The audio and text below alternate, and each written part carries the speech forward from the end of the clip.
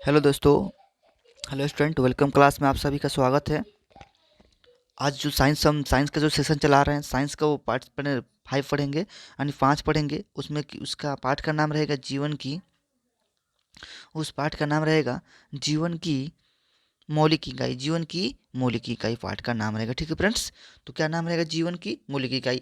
और इसमें जितनी भी जीवन से मौलिक इकाई जो होती है, क्रियाएं होती है, उसको हम इसमें बताएंगे। ठीक है, तो गौर से देखिएगा और अच्छा लगेगा तो लाइक और शेयर जरूर करिएगा। लाइक ना करिएगा तो शेयर जरूर करिए, क्योंकि शेयर करने के बाद क्या होता है कि आपका जो फ्रेंड है वो फ्री ऑफ कॉस्ट में पढ़ सकता है। आपका अगर पेड बैच में पढ़ना है तो पेड बैच में भी पढ़ सकते हैं। और आपको इस वीडियो का पीडीएफ चाहिए तो जाकर बीएसपी बोर्ड 10th में जाकर ज्वाइनिंग कर सकते हैं। आपका इस पर पीडीएफ प्रोवाइड कराई जाती है। तो चलिए, हमारा पहला पॉइंट था जीवन की मौलिक इकाई क्या है। जीवन की मौलिक इकाई, ठीक है। चलिए फ्रेंड्स, तो पहला देखते हैं, पहला पॉइंट देखते हैं क्या कह रहा है। तो चलिए, पहला पॉइंट गौर दीजिए, यानी गौर कीजिएगा, ध्यान दीजिएगा। ठीक है, तो ध्यान दीजिएगा। कह रहा है कि शरीर की संरचनात्मक एवं क्रियात्मक इकाई को कोशिका कहते हैं। क्या कहते हैं? कोशिका कहते हैं। तो सबसे पहले हम परिभाषा लिखवाएंगे यानी लिखेंगे, तो कहेंगे सबसे पहला परिभाषा जो है, कोशिका किसे कहते हैं। तो कहिएगा शरीर की संरचनात्मक एवं क्रियात्मक। 2 पॉइंट बनेगी यहाँ।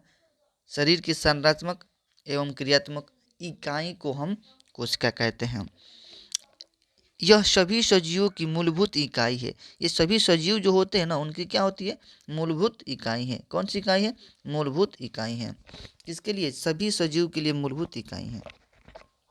सभी सजीव कोशिका से बने होते हैं।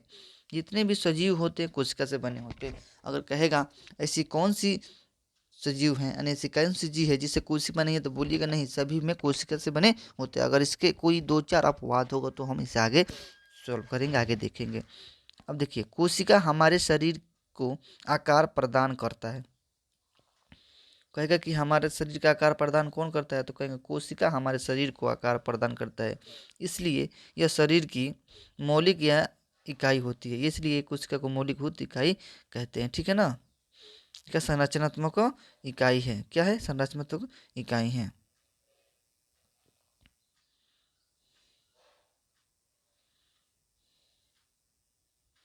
अगला पॉइंट देखिए। अगला पॉइंट, शरीर के सभी कार्य कोशिका स्तर पर होते हैं। शरीर का सभी कार्य यानी शरीर के सभी कार्य कोशिका स्तर पर होते हैं। शरीर के जितने भी कार्य हैं ना, किस स्तर पर होंगे? कोशिका स्तर पर। इसलिए यह शरीर का क्रियात्मक इकाई होता है। कौन सा इकाई होता है? क्रियात्मक इकाई होता है। तो इतना सब होने के बाद हम देखेंगे, यानी कोशिका, यानी किसने बताया कि कोशिका ही इसे कहना है, और कब बताया था और किसने बताया था। ठीक है, तो देखिए, कोशिका का सबसे पहले पता, यानी कोशिका का सबसे पहले पता जो है ना, रॉबर्ट हुक, एक महान वैज्ञानिक थे, रॉबर्ट हुक। किस में लगाए थे? 1665 ईस्वी में लगाया था। 1665 ईस्वी में। अगर आपको याद नहीं होता है तो देखिए, हुक कैसे होता है। हुक जो होता है वाट आकार का होता है ना। तो देखिए, 65 किसके अंदर है? 5 किसके अंदर? हुक आकार का होता है। तो याद रखिएगा 65। रॉबर्ट ब्राउन ने, अब देखिए, एक महान वैज्ञानिक और इसके बाद आए। सबसे पहले इन्होंने तो कोशिका का पता लगाया, 1665 में लगाया था। अब रॉबर्ट ब्राउन जो आते हैं 1831 में। तो इन्हें बोले हैं कोशिका में क्या होता है। इन्हें बोला कोशिका में केंद्रक भी पाया जाता है। इसने केंद्रक, तो पूछेगा केंद्रक का पता किसने लगाया? कोशिका में केंद्रक का पता किसने लगाया? तो बोलिए रॉबर्ट ब्राउन। अब इसको कैसे याद रख सकते हैं? केंद्रक, तो देखिए केंद्रक मतलब क्या होता है, यानी केंद्र मतलब ये कभी भी सेंटर यानी गोल होता है। तो ये देखिए ब्राउन, ब्राउन मतलब कैसा होता है, यहाँ देखिए ब्राउन ब्राउन कलर का लगा है। तो कह देंगे ये रॉबर्ट, केंद्र का खोज रॉबर्ट ब्राउन ने किया था। कब किया था? 1831 में। 1831 में रॉबर्ट ब्राउन ने कोशिका की खोज किए थे। उसके बाद देखिएगा, ये जीव, वे जीव जो एक ही कोशिका के बने होते हैं, वे जीव जो एक ही कोशिका के बने होते हैं एवं स्वयं में ही एक संपूर्ण जीव होते हैं, एक कोशिकीय जीव कहलाते हैं। तो यहाँ से क्लियर होता है कि एक कोशिकीय जीव किसे कहते हैं। तो यहाँ से एक कोशिकीय जीव किसे कहते हैं, तो इसका परिभाषा हो जाएगा, वे जीव जो एक ही कोशिका के बने होते हैं एवं स्वयं में ही एक संपूर्ण जीव होते हैं। स्वयं में ही क्या होते हैं? एक संपूर्ण जीव होते हैं। तो एक कोशिकीय जीव कहलाते हैं। जैसे में एग्जाम्पल देखिएगा, ये इंपॉर्टेंट है, इसको नोट कर लीजिएगा स्टार लगा के। अमीबा, पैरामीशियम, क्लेडोमोनास, बैक्टीरिया, जीवाणु आदि। तो अब एक सवाल पूछता है, पैरामीशियम का आकार कैसा होता है? तो बताइएगा आप लोग, पैरामीशियम का आकार कैसा होता है? तो आपका आंसर रहेगा चप्पल का जैसा। किसके जैसा? चप्पल के जैसे। वे जीव जिनमें अनेक कोशिकाएं, अगला पॉइंट है, अगला पॉइंट है, वे जीव जिनके अनेक कोशिकाएं समूहित होकर विभिन्न कार्य को संपन्न करने हेतु विभिन्न अंगों का निर्माण करते हैं, तो ये बहुकोषीय जीव कहलाते हैं। चलिए, तो हमने एक कोशिकीय जीव देखा। तो एक कोशिकीय जीव में क्या कह रहे थे? तो एक कोशिकीय जीव में वे जीव हो जो एक कोशिकीय जीव से बने होते हैं, हम स्वयं में एक संपूर्ण जीवित हैं, वो एक कोशिकीय जीव कहलाते हैं। जैसे कि बता देता है, अमीबा, पैरामीशियम, क्लोडोमोनास, बैक्टीरिया, जीवाणु आदि। अब कह रहा है कि बहुकोशिकीय जीव। यहाँ देखिए, बहुकोशिकीय जीव। चलिए इसको गौर से देखते हैं। बहुकोशिकीय जीव, एक कोशिकीय जीव हो गया ना, तो बहुकोशिकीय जीव देखेंगे। और यहाँ जाइएगा मत, इसको स्किप करके ना, क्विट करके नहीं जाना है। आप क्यों स्किप करके पढ़ना ही नहीं है, तो स्किप करके पढ़िएगा, समझ में नहीं आएगा। हमने अभी तक ले पाँच पार्ट अपलोड कर दिया है, तो आप पार्ट 1, 2, 3 देखिएगा, तभी आपको समझ में आएगा। आप कहिएगा सीधे 5 पे जाकर कोई समझ में आएगा। हम कहेंगे एक सीखेंगे नहीं, दो बोलेंगे, तो क्या होगा? दो ही से जानकारी मिलेगी हमें ना, एक से जानकारी तो मिलेगी नहीं। तो देखिए, बहुकोशिकीय जीव देखना है। किसने देखना है? बहुकोशिकीय जीव। तो बहुकोशिकीय जीव में तो बोलिएगा वे जीव। कौन जीव? वे जीव जिनमें अनेक कोशिकाएं समूहित होती है। तो जब अनेक कोशिकाएं समूहित होगा, अनेक का मतलब ही होता है बहुत, अनेक का मतलब ही होता है बहुत। अनेक कोशिकाएं समूहित होकर विभिन्न कार्यों को संपन्न करने हेतु विभिन्न अंगों का निर्माण करते हैं। विभिन्न कार्यों को संपन्न करने हेतु विभिन्न अंगों का निर्माण करते हैं, वो क्या करते हैं? बहुकोशिकीय जीव कहलाते हैं। कोशिका की आकृति तथा आकार उनके विशिष्ट कार्यों को अनुरूप होता है। कोशिका की आकृति और आकार देखें किसके अनुसार होगा? जो उनकी कार्य के अनुसार रूप होता है, कार्य के अनुसार रूप होता है। तो पहला में देखिएगा, कुछ कोशिकाएं अपनी आकार बदलते रहती है। कुछ कोशिकाएं जो होती है अपनी आकार बदलते रहती है, ये इम्पोर्टेंट है। मैंने कौन सी ऐसी कोशिकाएं जो अपनी आकार बदलते रहती है? तो बोलिएगा अमीबा। कुछ जीवों में कोशिका का आकार स्थिर रहता है, यानी स्थिर मतलब ये देखिए, स्थिर यहाँ गलती है, यानी स्थिर रहता है। क्या रहता है? स्थिर रहता है। यानी कुछ ऐसे कोशिकाएं होती हैं, कोशिकाएं जीव होती हैं, कुछ ऐसे जीव होती है जिनमें कोशिका का आकार क्या होता है? कोशिका का आकार स्थिर रहता है, सेम रहता है। तंत्रिका कोशिका, और सबसे बड़ा कोशिका इसको ही बोलते हैं, तंत्रिका कोशिका को। यहाँ अगला पॉइंट है प्लाज्मा झिल्ली से। कौन अगला पॉइंट है? प्लाज्मा झिल्ली से।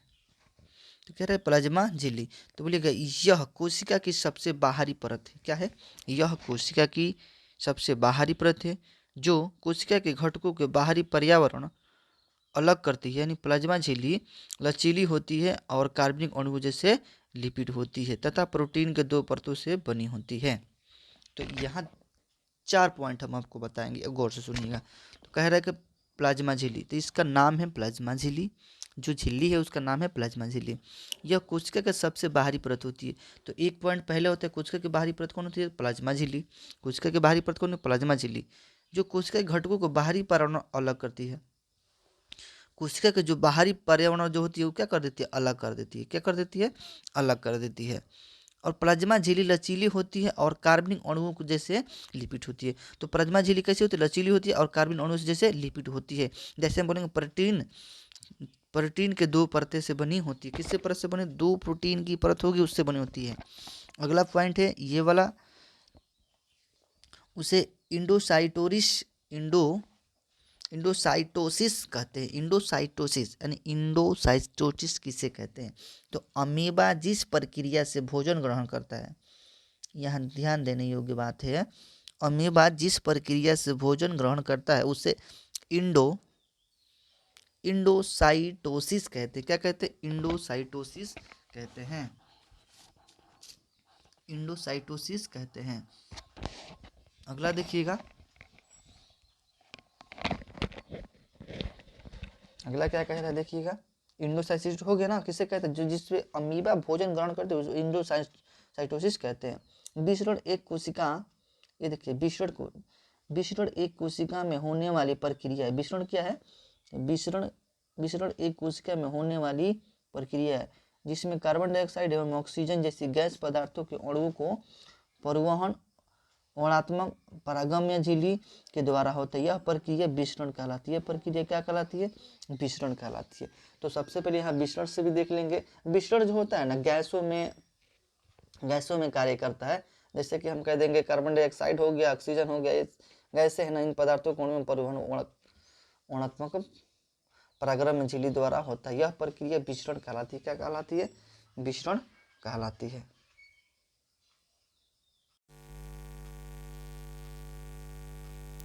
यहाँ अभी तक हमने देखा प्लाज्मा झिल्ली क्वालिटी जो विशेषता बता दिया।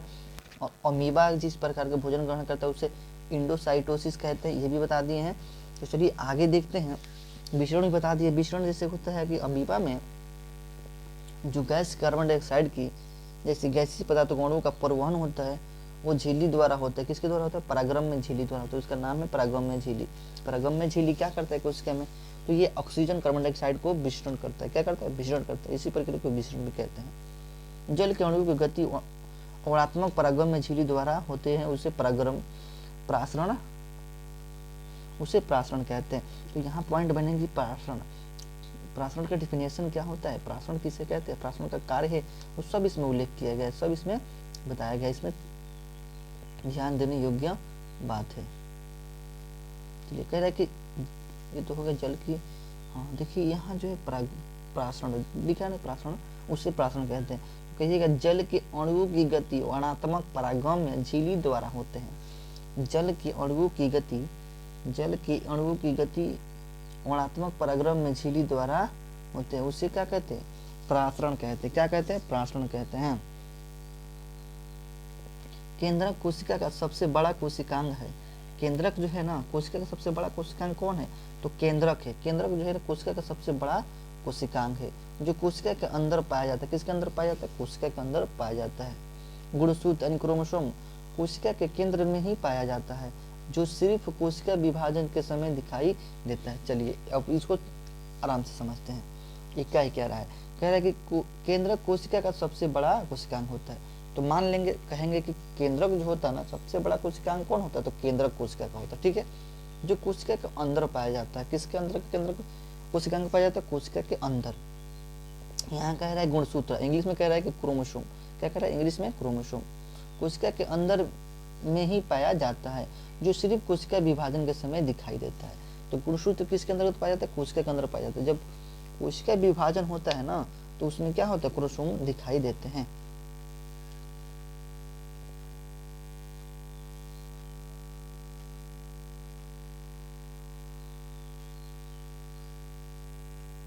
ये पॉइंट जो समझे, केंद्र के चारों ओर ये जो पॉइंट है इसको देखेंगे, ये वाला पॉइंट। केंद्र के चारों ओर दोहरे परत एक अस्तर होता है। केंद्र के चारों ओर दोहरे परत का एक अस्तर होता है। क्या होता है? अस्तर होता है। तो कैसी परत होती है? दोहरी परत की होती है, जिससे केंद्रक झिल्ली कहते हैं। जिससे क्या कहते हैं? केंद्रक झिल्ली कहते हैं। केंद्रक झिल्ली किसे कहते हैं? तो बोलिएगा केंद्रक के चारों ओर दोहरे परत का एक अस्तर होता है, जिसे केंद्रक झिल्ली कहते हैं। केंद्रक झिल्ली में छोटे छोटे छिद्र होते हैं। इन छिद्रों के द्वारा केंद्रक के अंदर कोशिका द्रव्य केंद्रक के बाहर पाया जाता है। गुणसूत्र एक क्षणकार, गुणसूत्र एक क्षणधार। चलिए इसको जो इम्पोर्टेंट नहीं है उसको छोड़ देते हैं, जो इम्पोर्टेंट बता देते हैं इसमें। देखिए इम्पोर्टेंट क्या है। अब देखिए गुणसूत्र यानी क्रोमोसोम क्या होता है? तो क्रोमोसोम बोलिएगा अनुवांशिक गुण होता है। क्या होता है? अनुवांशिक गुण होता है, जो माता पिता के डीएनए का मतलब डीऑक्सी, इसको याद रखना है, फुल फॉर्म पूछता है बहुत। डीऑक्सी राइबो न्यूक्लिक अम्ल। डीऑक्सी डी से, डीऑक्सी एन से, डी से होगा डीऑक्सी राइबो, आयन से हो गया न्यूक्लिक और ए से अम्ल हो गया। अणु के रूप में अगली संतति में जाते हैं। किसी संतति नहीं होता है, संतान में जाते हैं, यानी संतति में जाते हैं। किसके द्वारा जाते हैं? डीएनए के द्वारा। जैसे कि कहेंगे माता पिता जो होते हैं उनके गुण जो जाता है किसके द्वारा जाता है? तो डीएनए के द्वारा जाता है। जैसे कि माता पिता से ही बच्चे जो होते हैं ना, उनसे 50-50% गुण चला जाता है, उनके गुण चला जाता है 50%। तो किसके कारण जाता है? डीएनए के कारण जाता है। डीएनए के कारण जाता है। डीएनए माता पिता के अति में पाए जाते हैं। डीएनए का फुल फॉर्म बताते हैं डीऑक्सी राइबोन्यूक्लिक अम्ल। और क्रोमोसोम क्या होते हैं? अनुवांशिक गुण होते हैं, अनुवांशिक गुण होते हैं। अब देखिए क्रोमोसोम डीएनए तथा प्रोटीन के बने होते हैं। क्रोमोसोम किससे बनाए जाते हैं? क्रोमोसोम जो बने होते हैं उसके से डीएनए तथा इसकी से प्रोटीन से, तथा प्रोटीन से बनाए जाते हैं। किससे बनाया जाता है? प्रोटीन से बनाए जाते हैं। डीएनए जो होता है ना, तो क्रोमोसोम और प्रोटीन से बनाए, डीएनए और प्रोटीन से बनाया जाता है। क्या बनाया जाता है? क्रोमोसोम। क्रोमोसोम का निर्माण कैसे होता है? DNA protein. डीएनए, तो यहाँ देखेंगे डीएनए। डीएनए अणु में कोशिका के निर्माण व संगठन की सभी आवश्यकताएं सूचनाएं होती है। डीएनए में क्या होती है? अणु में कोशिका के निर्माण व संगठन की सभी अवस्थाएं की सूचनाएं होती है। डीएनए के क्रियात्मक खंड को जीन कहते हैं। डीएनए को जो क्रियात्मक यानी एक्टिव होता है, कार्य होता है, उस खंड को क्या कहेंगे? जीन कहेंगे। उस खंड को हम जीन कहेंगे। क्या कहेंगे? जीन। जीन किसे कहते हैं? डीएनए के क्रियात्मक खंड को जीन कहते हैं। आप दूसरे जीन मत समझिएगा, इसी को हम लोग फिल्म में देखते हैं, पिक्चर वाला जीन नहीं। जो कोशिकाएं विभाजन की प्रक्रिया में भाग नहीं लेती है, जो कोशिकाएं विभाजन में प्रक्रिया में भाग नहीं लेती है, उसमें यह डीएनए क्रोमैटिन पदार्थ के रूप में विद्यमान रहता है। जब हम कोशिका जो कोई भाग नहीं ले रही है कोशिका विभाजन में, तो डीएनए क्रोमैटिन पदार्थ के रूप में क्या रहते? विद्यमान यानी स्थित रहेगी। चलिए यहाँ से आप देखते हैं। अब देखिए कोशिका विभाजन के दौरान केंद्रक भी दो भागों में विभक्त हो जाता है। जब कोशिका विभाजित होती है, यहाँ देखना है, जब कोशिका विभाजन के दौरान केंद्रक भी दो भागों में विभक्त हो जाता है। कोशिका विभाजन में केंद्रक कितने भागों में बढ़ जाते हैं? दो विभक्त में हो जाते हैं। नई कोशिका में जनक कोशिकाएं के ही सभी गुण मौजूद रहते हैं। नई कोशिका में जनक कोशिका के सभी गुण मौजूद होते हैं। यह कोशिका के किस विकास परिक्रम की निर्धारित करता है? साथ ही साथ कोशिका की रासायनिक अभिक्रियाओं को भी निर्देश करता है। तो ये कोशिका से जानकारी मिल गई। सबसे ऊपर पॉइंट देखेंगे कोशिका, सबसे पहले और देख रहे हैं कोशिका विभाजन के दौरान केंद्रक भी दो भागों में विभक्त हो जाता है। जब कोशिका विभाजित होता है, जब कोशिका को हम विभाजित करते हैं, तो क्या होता है? ये दो भागों में बढ़ जाता है, नई कोशिका के जनक कोशिका के भी गुण मौजूद रहते हैं। जनक कोशिका भी मौजूद होते हैं। यह कोशिका के विकास एवं परिपक्वन का निर्धारित करता है। साथ ही जीवन कोशिका की रासायनिक क्रियाओं का निर्देश करता है। अब ये कोशिका का नाम है, पहला कोशिका प्रोकैरियोटिक कोशिका और दूसरा है यूकैरियोटिक कोशिका। तो प्रोकैरियोटिक कोशिका क्या होता है और यूकैरियोटिक, तो प्रोकैरियोटिक कोशिका देखेंगे यहाँ। प्रोकैरियोटिक कोशिका, जिन कोशिकाओं में केंद्रक झिल्ली नहीं होती है,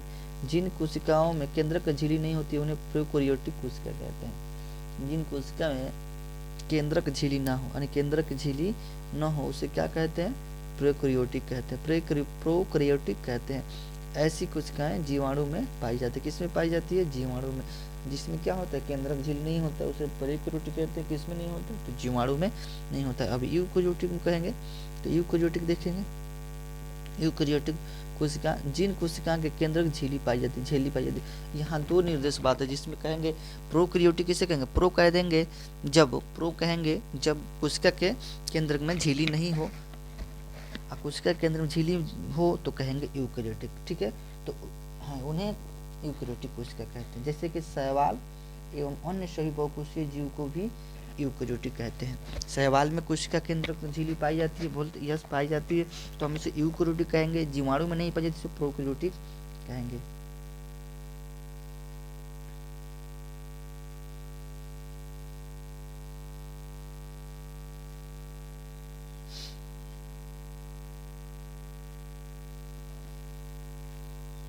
अगला पॉइंट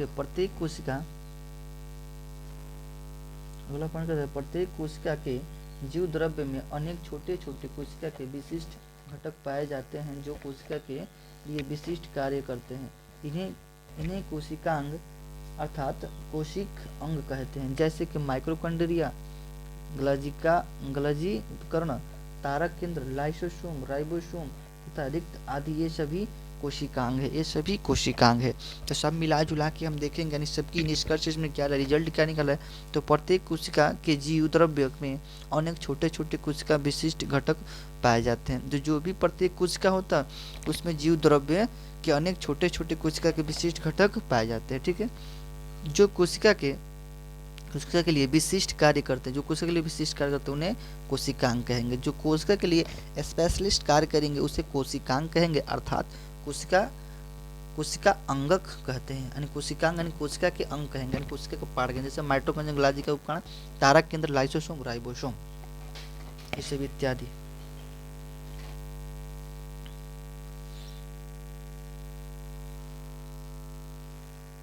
कोशिका का द्रव्य तथा केंद्र दोनों को मिलाकर जीव द्रव्य कहते हैं। कोशिका द्रव्य तथा केंद्र दोनों मिलाकर क्या कहते हैं? जीव द्रव्य कहते हैं। जीव द्रव्य कहते हैं। कब कहेंगे? जब कोशिका द्रव तथा केंद्रक दोनों मिल जाएगा। कोशिका द्रव और केंद्रक दोनों मिल जाएगा तो क्या बनेगा? जीव द्रव्य कहेंगे। यानी अल्प प्रसारण दाबी विलयन, सम प्रसावी दाबी विलयन। देखिए ये विलयन और विलायक क्या होता है हमने पढ़ लिया है। सोलवेंट जो होता है ना, इसे पढ़ लिए हैं तो पार्ट 1, 2, 3, 4 जाकर देखने के बाद 5 देखिएगा तो समझ में आएगा आपको। ठीक है, यहाँ तो ये अल्परासरण दाबी विलयन, तो एक बार इसको हम देख लेते हैं, ज़्यादा इम्पोर्टेंट नहीं है इसलिए इस पर अगर इम्पोर्टेंट है तो स्टार लगा दिया होता। तो अल्प प्रसारण दाबी विलयन क्या होता है? यदि कोशिका के तनु विलयन वाले माध्यम अर्थात जल के शक्कर अथवा नमक की मात्रा कम, जल की मात्रा ज़्यादा में है रखा गया है तो जल प्रासरण विधि द्वारा कोशिका के अंदर चला जाएगा। ऐसे विलयन को अल्प प्रासरण दाबी विलयन कहते हैं। अगला है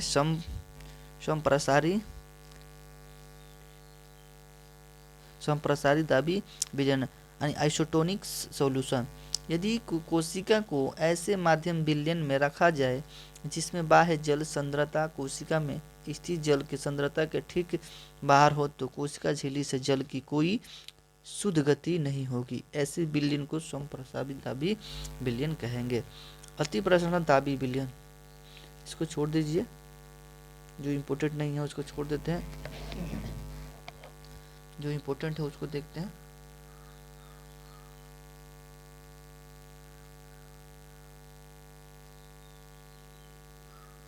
अब यहाँ देखेंगे कोशिका।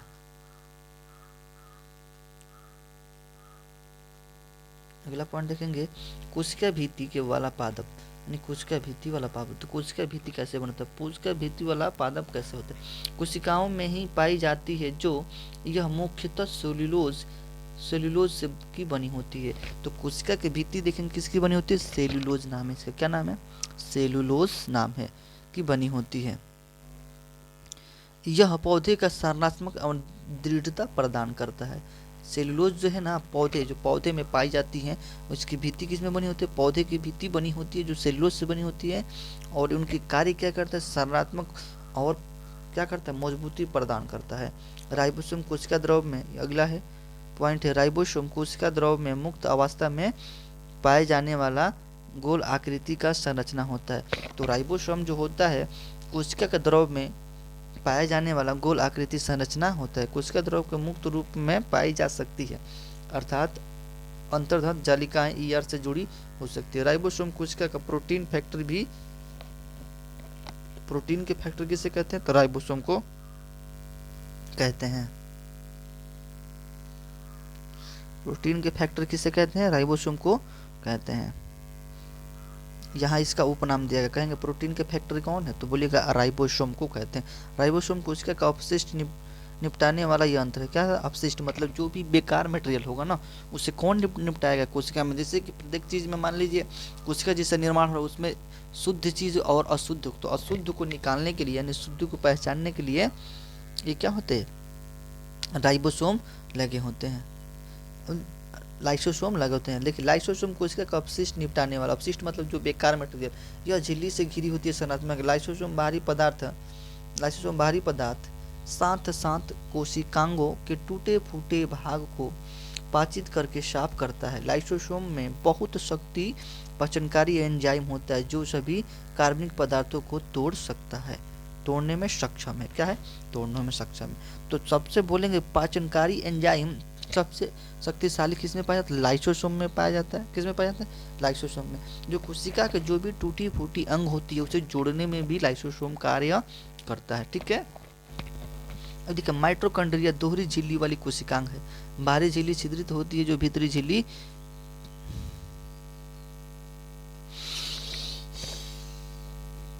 माइटोकॉन्ड्रिया दोहरी झिल्ली वाली कोशिकांग बाहरी झिल्ली वाली छिद्रित और भीतरी झिल्ली वाली बहुत अधिक बलित होती है। इसमें नहीं याद करना कुछ भी, इसमें उसका अपना डीएनए तथा राइबोसोम होता है। माइटोकॉन्ड्रिया बस ये याद रखना है।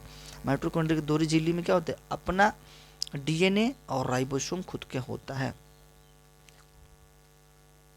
जो माइटोकॉन्ड्रिया में अपना कुछ प्रोटीन स्वयं बना लेते हैं। चलिए अब देखते हैं, इसका क्वेश्चन करते हैं। तो देखिए ये क्वेश्चन कह रहा है कि कोशिका की खोज किसने की, तो हमने बता दिया है कोशिका की खोज किसने की है। तो कोशिका की खोज किसने की और कैसे? तो 1665 में अंग्रेजी जीव वैज्ञानिक रॉबर्ट हुक ने कोशिका की खोज की थी। उसने करक की पतली काट में अनगढ़ सूक्ष्मदर्शी की सहायता से देखा था। ठीक है, तो बता दिए, तो बताने का कोई अथी नहीं है। कोशिका के जीवन के संरचना में कहीं क्रियात्मक कहीं क्यों है, क्यों कहते हैं, इसको भी देख लेना है। ये सभी क्वेश्चन तो बताने लायक नहीं है। CO2 में प्लाज्मा झिल्ली को वर्णात्मक परागमय झिल्ली क्यों कहते हैं, ये तो बता चुके हैं, तो एक बार फिर से बता लेते हैं। प्लाज्मा झिल्ली कुछ चुने हुए पदार्थों को अंदर अथवा बाहर जाने देती है, अन्य पदार्थों की गति को रोक देती है, रोक सकती है, इसलिए कोशिका झिल्ली के वर्णात्मक या परागमय झिल्ली भी कहते हैं। जैसे कि कुछ चुने हुए पदार्थ होते हैं कार्बन डाइऑक्साइड और ऑक्सीजन, कोशिका झिल्ली के आर पार विसरण प्रक्रिया द्वारा जाता है। किस प्रक्रिया द्वारा गैसों का आदान प्रदान होता है? विसरण द्वारा होता है। यूकेरियोटिक प्रोकैरियोटिक, यूकेरियोटिक और प्रोकैरियोटिक हम बता दिए हैं। जिसमें झिल्ली पाई जाती है तो उसे कहेंगे यूकेरियोटिक है, जिसमें नहीं पाई जाती है उसमें प्रोकैरियोटिक है। अब देखिए लाइसोसोम को ना एक उपनाम दिया, लाइसोसोम का आत्मघाती थैली कहते हैं। कहेंगे किसे आत्मघाती थैली कहते हैं? तो लाइसोसोम को। तो कोशिकाएं उपचय लिखा है। कोशिकाएं उपचय में व्यवधान के कारण जब कोशिका क्षतिग्रस्त या मृत हो जाती है तो 2 लाइसोसोम फट जाते हैं। तो लाइसोसोम क्या होता है? 2 लिखा है, 2 लाइसोसोम फट जाते हैं और उनका शक्तिशाली एंजाइम अपनी ही कोशिका को पाचित कर देते हैं, इसलिए लाइसोसोम का आत्मघाती बैग या थैली कहते हैं। कोशिका के अंदर प्रोटीन संश्लेषण कहाँ होता है? जो कोशिका के अंदर प्रोटीन का संश्लेषित यानी शोषण कहाँ होता है? तो राइबोसोम में होता है।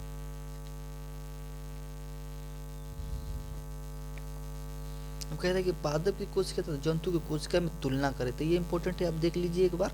पादप कोशिका और जंतु की तुलना में कैसे बोलेंगे? इसमें कोशिका भित्ति होती है, पादप में होती है, बताया था ना, पादप में होती है कोशिका भित्ति। कोशिका भित्ति क्या करता है? जो पौधे की होती है बाहरी परत उसको मजबूत करने पड़ता है। जंतु कोशिका, इसमें कोशिका भित्ति नहीं होती है। इसमें हरित लवक उपस्थित होते हैं, इसमें हरित लवक उपस्थित अनुपस्थित नहीं होते हैं। इनमें प्रकाश संश्लेषण होता है और इनमें प्रकाश संश्लेषण नहीं होता है। यह प्रायः बड़े आकार के होते हैं और यह प्रायः छोटे आकार की होती हैं। यही होता है प्रोकैरियोटिक यूकेरियोटिक।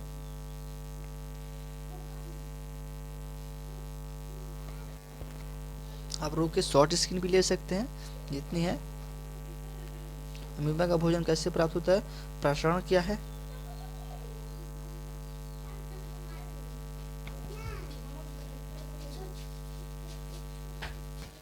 अति लघु उत्तरीय प्रश्न, जैसे कोशिका किसे कहते हैं? शरीर के संरचनात्मक एवं क्रियात्मक इकाई को कोशिका कहते हैं। अति लघु उत्तरीय प्रश्न है। देखिए कह रहा है कि कोशिका किसे कहते हैं, तो बोलिएगा शरीर की संरचनात्मक एवं क्रियात्मक इकाई को कोशिका कहते हैं। कोशिका खोज जो बता दिए, ये भी देख लिए। CO2 पानी जैसे पदार्थ कोशिका के अंदर बाहर कैसे जाता है? विसरण की प्रक्रिया द्वारा जाता था। अमीबा भोजन कैसे ग्रहण करता है? एंडोसाइटोसिस प्रक्रिया द्वारा। एंडोसाइटोसिस प्रक्रिया द्वारा। डीएनए का पूरा नाम बता दिए, डीएनए का पूरा नाम बताए हैं, डीऑक्सी राइबो न्यूक्लिक एसिड होता है। डीएनए कैसे बनता है? प्रोटीन से, और एक होता है उससे प्रोटीन और दो मतलब मटेरियल से मिलकर बनता है। इसमें एटीपी क्या है? तो एटीपी का पूरा नाम देखिए, एटीपी का पूरा नाम एडिनोसिस टाइफास्फेट। यह एक प्रकार की कोशिका की ऊर्जा होती है। किसकी ऊर्जा होती है? एटीपी क्या है? तो कोशिका की ऊर्जा होती है। कोशिका में किस अंगक में अनुवांशिक गुण है? तो क्रोमोसोम में। ऐसे दो अंगों का नाम बताइए, ऐसे दो अंगों का नाम बताइए जिनमें अपना अनुवांशिक पदार्थ होता है। तो बोलिएगा माइटोकॉन्ड्रिया, प्लेस्टिड पादप। लाइसोसोम की आत्मघाती थैली क्यों कहते हैं? तो पढ़ चुके हैं, आत्मघाती थैली क्यों कहते हैं? 2 बार पूछ दिया था ना। प्रोक्योरिटिक और यूकोरियोटिक आंसर भी बताए थे। जिसमें कोशिका भीति पाई जाती है, जिसमें कोशिका झिल्ली पाई जाती है, बोलेंगे ये प्रोक्योरियोटिक है। जिसमें नहीं पाई जाती यूकोरियोटिक है। सब इसमें क्वेश्चन आंसर सम्मिलित है एक साथ। तो आप आके इस पे क्लास पे जाके देख सकते हैं। तो ये क्लास का जो है ना, वेलकम क्लास जैसे लिखिएगा, वेलकम क्लासेस 24 आवर्स। अब जाके इंस्टाग्राम पे भी, इंस्टाग्राम हो गया, फेसबुक हो गया, सब जाके देख सकते हैं। सब पे मतलब इस पे जुड़ सकते हैं, फ्लो कर सकते हैं। ठीक है। तो ये टेलीग्राम का जो लिंक है उसको हम यहाँ दे देते हैं, चाहे डिस्क्रिप्शन बॉक्स में, दोनों में देते हैं, आप जाकर देख सकते हैं। टेलीग्राम लिंक मतलब BSP board, BSEB board, BOARD, ये सभी प्रकार की जानकारी इस पर दी जाती है। 10th या वेलकम क्लासेस 24 आवर्स के नाम से भी है। अब दोनों के माध्यम से जाकर ज्वाइनिंग करके दे सकते हैं। जितनी भी जानकारी होगा, रिजल्ट हो गया, जितनी भी बोर्ड से जानकारी होती है आपको इस पर दी जाती है। ठीक है फ्रेंड्स, तो इसी के साथ हम